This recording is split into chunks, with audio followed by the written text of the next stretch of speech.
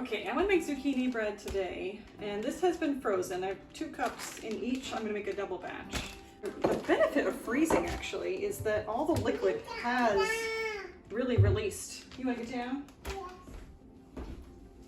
Yes. Okay.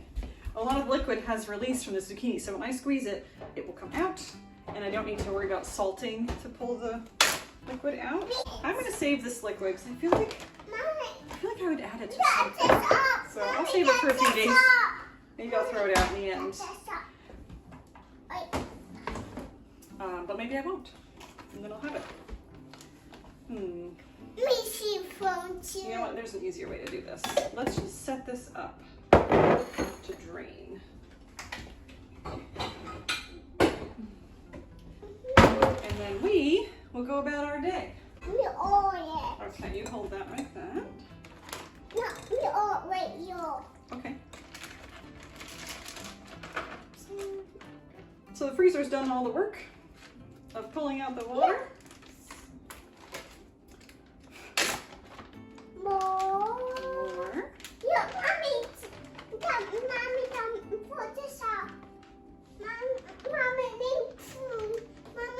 Do you want to use a spoon? My name is Chandra, and today I want to make zucchini bread.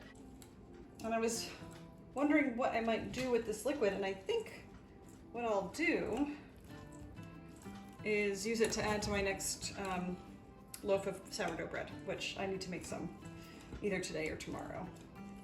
I need to mix it up either today or tomorrow and bake it the following day. So I think that's pretty good. I got 1.5 cups out of that. So there's our zucchini for our zucchini bread. This is going to be an einkorn zucchini bread.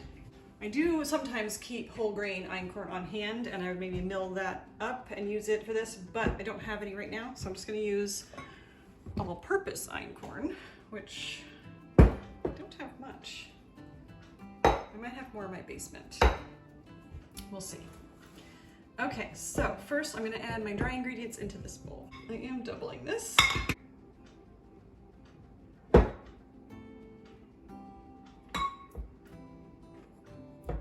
Two cups of flour.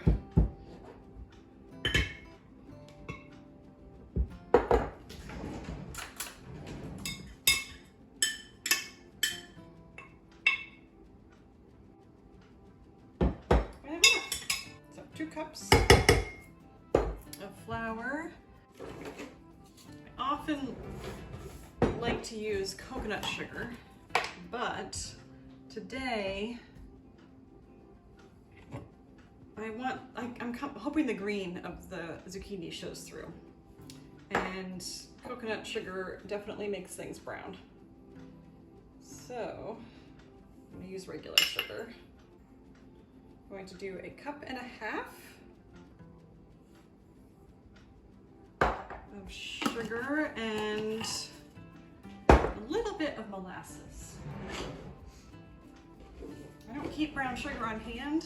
I make it by adding a little bit of molasses, and instead of, I can mix the salt in first. 1/2 teaspoon salt. Instead of mixing the molasses into the sugar separately, I'm just gonna do it all in the same bowl. Since I don't have whole grain einkorn, I'm going to use whole grain spelt.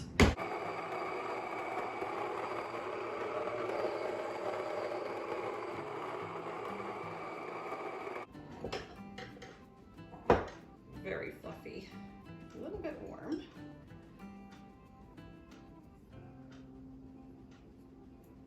One.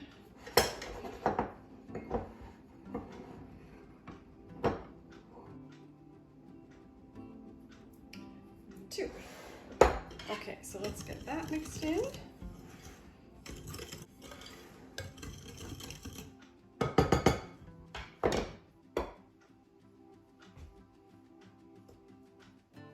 Into the well, I'm going to add 4 eggs.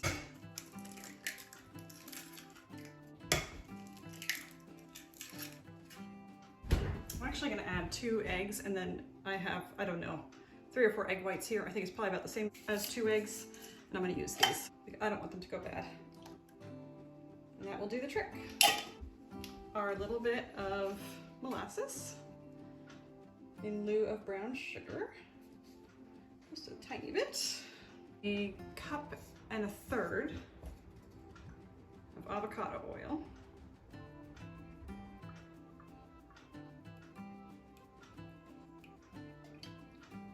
This is double the recipe.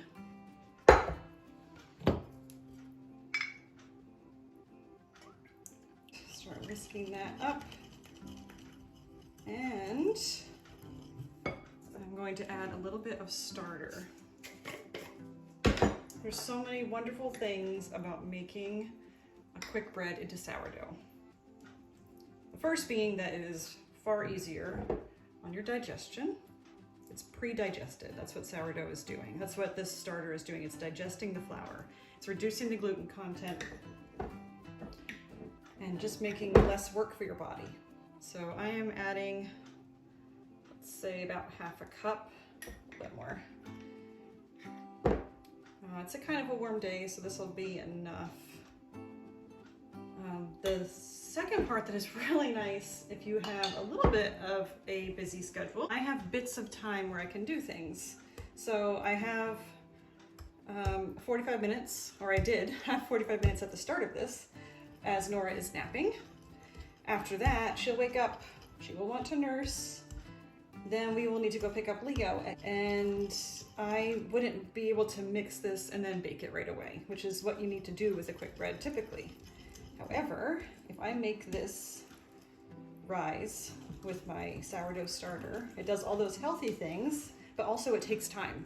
So I'll put these into the loaf pans and then forget about them until later. If I have time later this afternoon and they've risen, I can bake them. If I don't have time to bake them, I can put them in the refrigerator, and that slows the action way down of the fermentation, the sourdough. And then I can bake them tomorrow even. Or I could bake one today and one tomorrow, and then I can have fresh bread on 2 different days. So sometimes I might do that, even with loaves of bread. I'll bake one, keep the other one in the refrigerator, and then we have fresh bread to slice on the first day, and then at the end of the first day I freeze it, because there's no day like the first day of bread. And then I have the second day, I can bake a second loaf and have fresh bread again, and then freeze the rest of it. So it's just another way to have fresh bread every day, even though you're not going to consume an entire loaf. I don't know yet when I will bake these. We will find out. I will tell you. Okay, so we'll get this good and mixed. Oh, let's add in the zucchini. So I'm going to fold this in. This is going to go right into my loaf pans that I'll be baking in, and I'm definitely going to line those with parchment paper, because when something sits in a loaf pan for a while, I don't know, sometimes it just feels like it might stick to me. I don't know if that's the case. You know, maybe I should do one of each. These are actually really good loaf pans. Maybe I won't line them at all. I don't know. Let's see when I get there.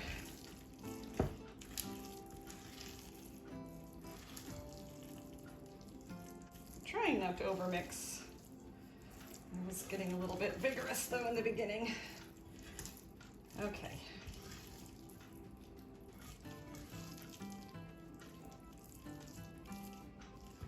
All right, I'm ready for loaf pans. This starter, there's still a lot in there, goes right back into the refrigerator. And I make it very thick because it doesn't ferment as quickly, so it'll last longer in case I have a week where I don't bake very much. This will not get as sour. Okay.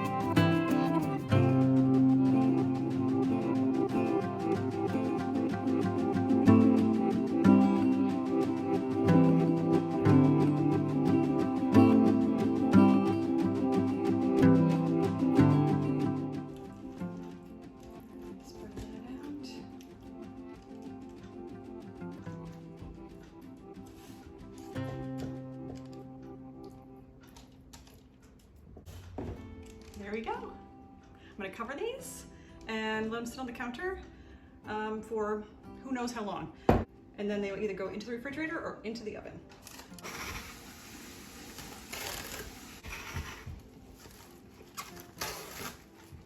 Now if I'm lucky, I'll sit down with my tea and have a few minutes before Nora wakes up.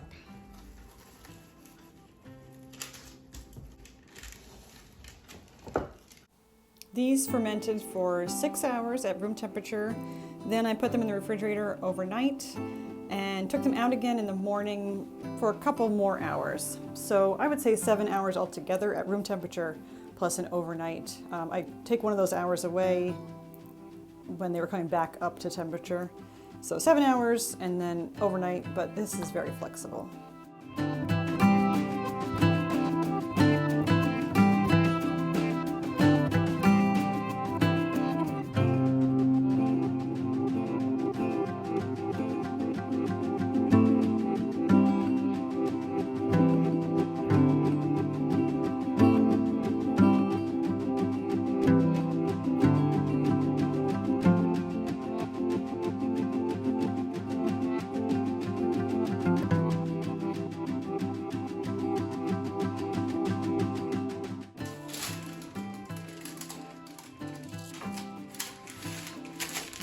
I wasn't really sure how long I should let these ferment because I'm kind of inventing this as I go along. So I cooked one an hour before the other to see if it would make a difference. They look to be about the same height.